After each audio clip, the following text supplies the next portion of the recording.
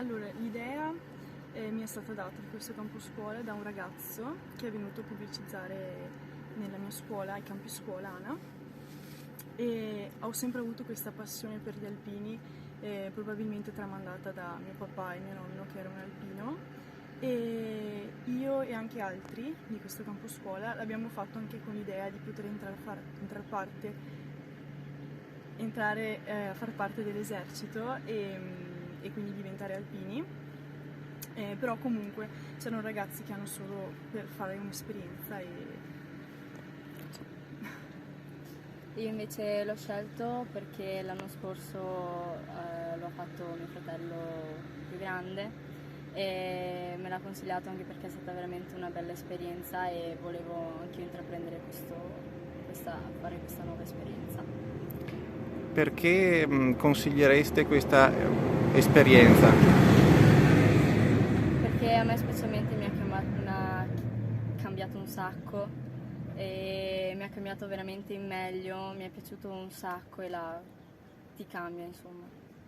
sì, anche le persone che ho conosciuto abbiamo stretto un legame forte, infatti ci sono detti tanti che siamo una seconda famiglia e è stato molto bello, anche ad esempio i momenti di fatica in cui non ce la si faceva più, volevo solo sedermi e aspettare che qualcuno mi venisse a prendere. Avevo a fianco uno spirito di squadra che mi continuava a far andare avanti e arrivare all'obiettivo che non sarei mai riuscita a raggiungere da sola, quindi è stato bello anche per questo. E quali attività vi sono piaciute di più di questi 15 giorni?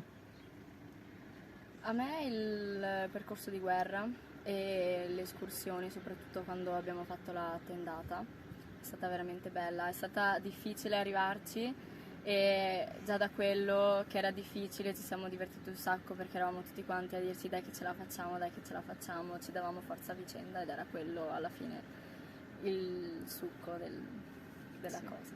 Anche le attività con la protezione civile, infatti l'ultimo giorno abbiamo fatto una simulazione di un terremoto e anche i genitori sono rimasti sbalorditi perché avevamo imparato veramente tante cose nonostante fossero 2 settimane alla fine, quindi è stato bello anche per questo. E perché consigliereste ad altri ragazzi della vostra età e anche ragazze soprattutto di partecipare ai campi scuola organizzati dagli alpini ogni anno?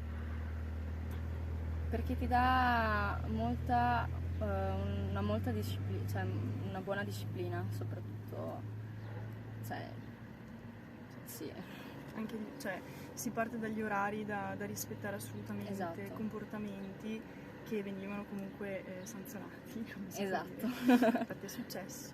E anche i ragazzi un po' più frizzantini, un po' più ribelli, che comunque c'erano, si sono portati comunque a casa una buona disciplina, dei comportamenti da seguire.